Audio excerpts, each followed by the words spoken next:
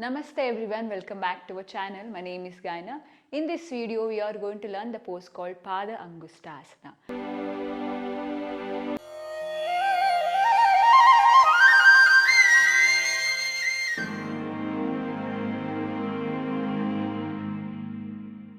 Here, Padangusthasana is one of the fundamental of Ashtanga yoga pose. This is a simple beginner yoga pose that involves a forward bending pose. The Padangusthasana mainly target on the muscles of the hamstrings and the calf, and it also relieves the tension from the body and pain in the body. Let us see how to perform this Padangusthasana. First, begin with standing posture. From here, slowly wide your legs with legs apart.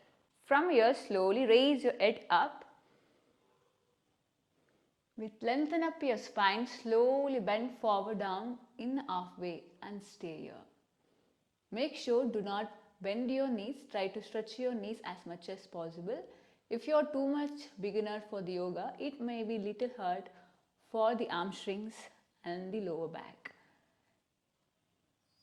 Now slowly, in the same length, bend forward down. From your both hands, try to lock up the big toes. After locking up the big toes, now slowly roll your shoulder back and lengthen up your chest. Look forward and stay here. If you can't able to lock your big toe, you may use the strap or else yoga rope.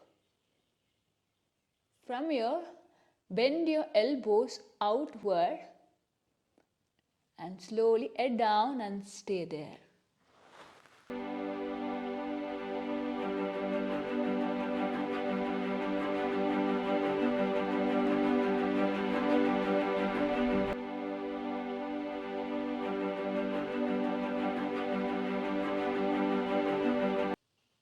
Now slowly raise your head up, stretch your elbows.